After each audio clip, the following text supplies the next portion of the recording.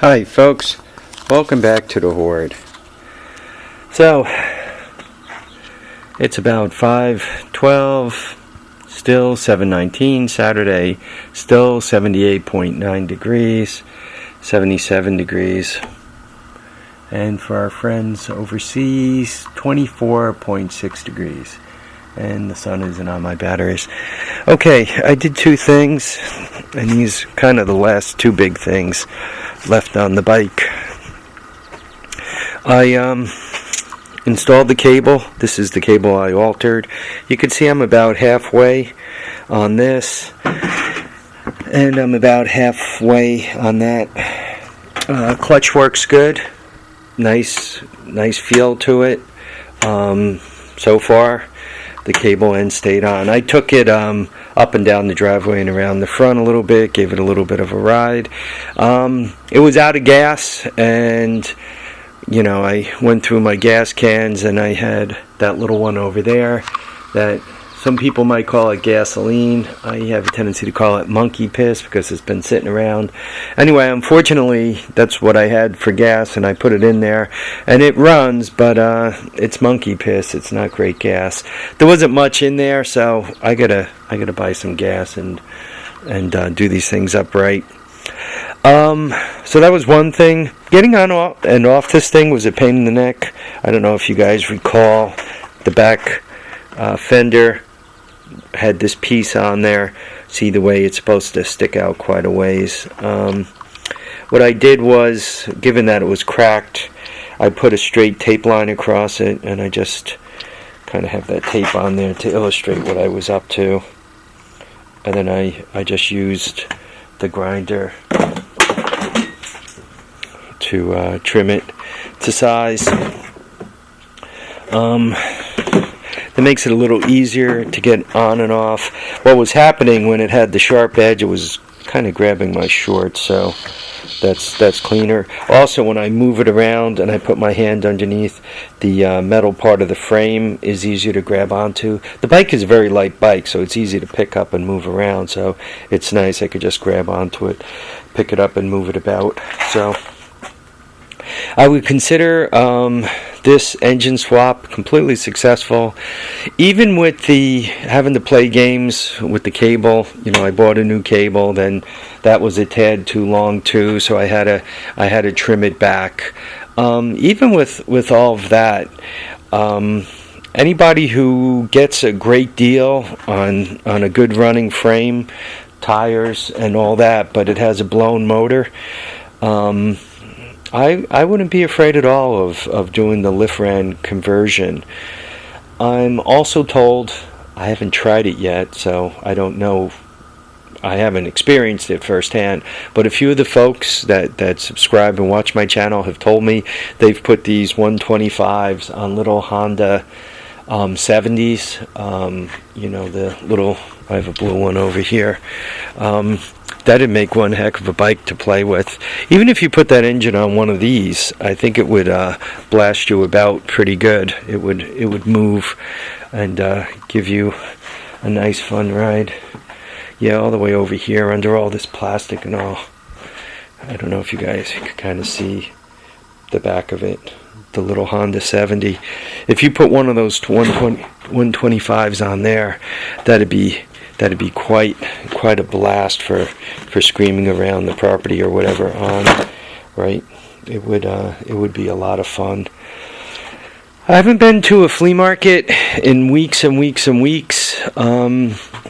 Couple of reasons, well, a few reasons. The trip burned off 3 weekends, right? So that's 3 weekends I didn't go to the flea market because I was away. And then before that, having spent some money on these bikes and a few of these other things, my arms were a little short, my pockets were a little too deep, so there wasn't money I really had available to throw around. And time, it's been busy. I've been actually trying to get some stuff done. And lastly, quite honestly, the Horde is kind of full. And I want to be able to work out here and work in the other garage, and continuously adding crap to the pile doesn't make it easier to work. There is a bike that I'm supposed to pick up down in South Jersey. I got to make arrangements to do that. Maybe I'll do that next week. It's from a YouTuber who just basically said he would like to get rid of it. It's another one of those. I don't know if it's a 110 or a 125, but it's one of those guys. So I got to take a run down there and get it. I always like to take a run. It's always interesting meeting folks. It's always interesting meeting YouTube folks.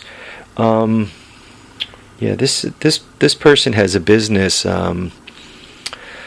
getting Porsche cars up to racing standards.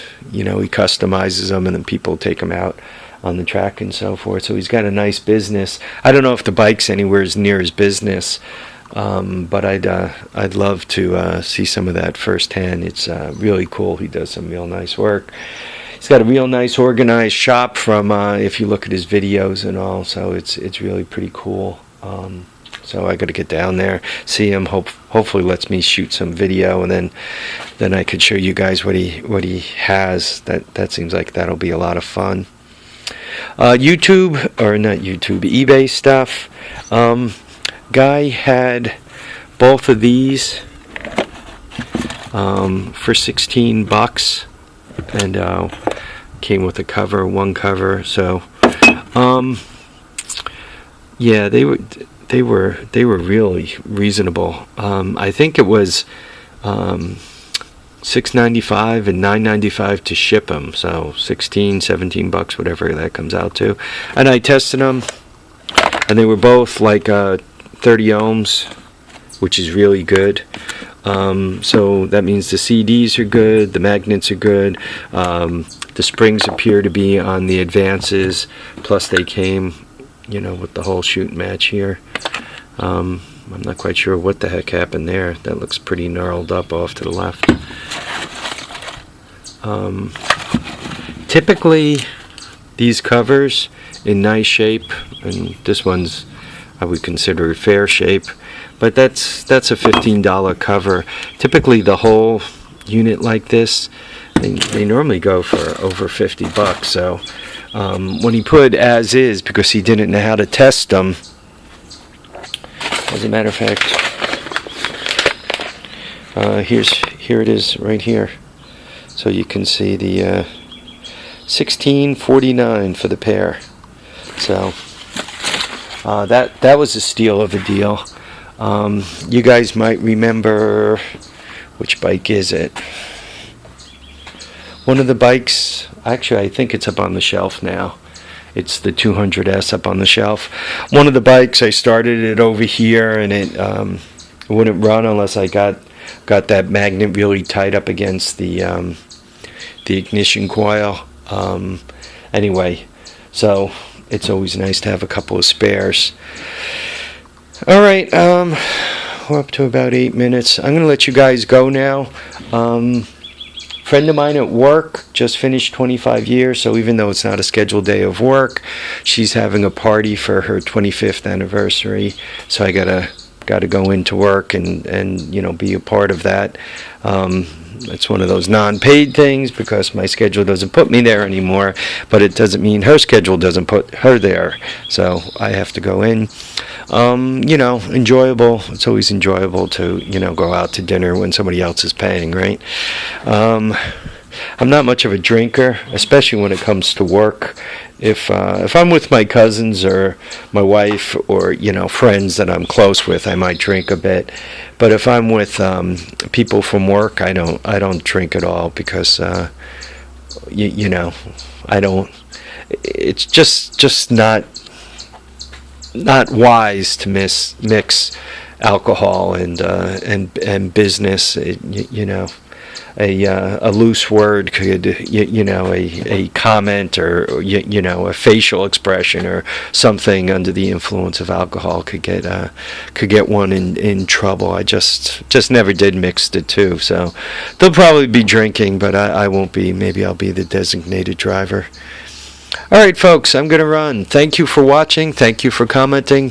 Thank you for subscribing. What's the next project? I'm not sure. I think I got to start thinking about a little bit of organization.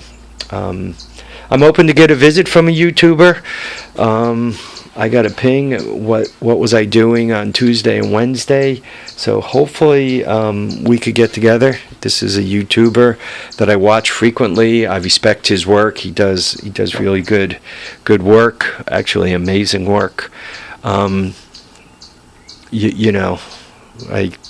When you see good stuff like that, you don't get jealous. You just admire it, right? It's like somebody who can play a musical instrument or sing or, create a piece of art, right? When you look at it, you don't get jealous. You just admire the work. And he's what I would call a first-class technician, a first-class mechanic. He does some really good stuff. A lot of you guys that watch my channel also watch his channel. So if he swings by on Tuesday or even Wednesday morning, hopefully we could get some tape and you guys could see him.